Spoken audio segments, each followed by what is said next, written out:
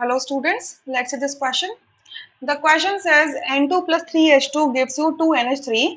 Which is correct statement if N2 is added at equilibrium condition?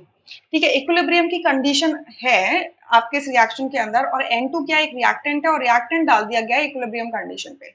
Equilibrium condition क्या होती है? जिसपे rate of forward reaction is equal to rate of backward reaction होता है, या ये कह दे कि डेल्टा जी क्या होता है वो जीरो होता है। ठीक है, डेल्टा जी क्या होता है? जीरो होता है। Change in the Gibbs free energy क्या होता है? जीरो होती है। यानी कि रिएक्टेंट से प्रोडक्ट की तरफ जाते हुए जो change in Gibbs free energy होता है वो जीरो होता है।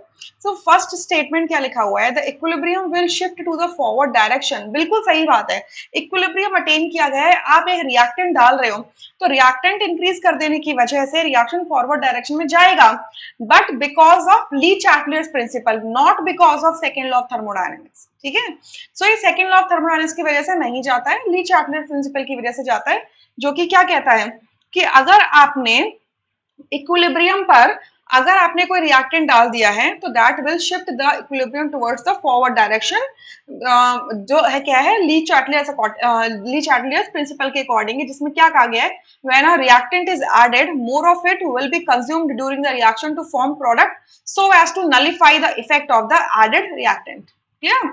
सेकंड में कह रहे हैं the condition of equilibrium is G of N2 plus 3G of H2 is equals to 2G of NH3, where G is the Gibbs free energy per mole of the gaseous species measured at that partial pressure। ये बिल्कुल सही बात है कि आपका delta G क्या होता है? जीरो होता है। डेल्टा जी जीरो होने का मतलब क्या है कि Gibbs free energy of the reactant is equals to क्या होता है? Gibbs free energy of the product होता है। ठीक है, यही होता है। अब रिएक्टेंट साइड में हमारे N2 है और H2 है, सो N2 गिव्स फ्री एनर्जी और 3 मोल्स ऑफ आपकी H2 की एनर्जी, गिव्स फ्री एनर्जी वो इक्वल किसके होगी? 2 मोल्स ऑफ अमोनिया की गिव्स फ्री एनर्जी की इक्वल होगी। ठीक है, और सेकेंड पार्ट में इसका क्या लिखा है? The condition of equilibrium is unaffected by the use of catalyst. मतलब आपका जो इक्विलिब्रियम पोजीशन है वो आपकी कैटलिस्ट की वजह से अनअफेक्टेड रहती है, क्योंकि जो कैटलिस्ट होता है it increases the rate of both the forward and the backward reaction to the same extent. ये बिल्कुल ट्रू है सेकंड स्टेटमेंट।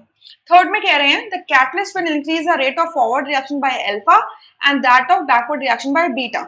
अब देखिए ये बात सही है कि catalyst rate of forward reaction को और रेट ऑफ बैकवर्ड रिएक्शन को दोनों को इंक्रीज कर देगा, but by the same extent. But यहाँ पर क्या लिखा है कि रे फॉरवर्ड को करेगा अल्फा से, बैकवर्ड को करेगा बीटा से, मतलब डिफरेंट एक्सटेंट से रखे हैं, यानी कि ये फॉल्स हो गया। फोर्थ में लिखा है catalyst will not alter the rate of either of the reaction, it is again false, क्योंकि कैटलिस्ट अफेक्ट करता है, दोनों ही रेट को अफेक्ट करता है। ठीक है, सो इस पूरे क्वेश्चन के अंदर जो ट्रू स्टेटमेंट है वो है second, rest options are incorrect. I hope you understood this question. Thank you.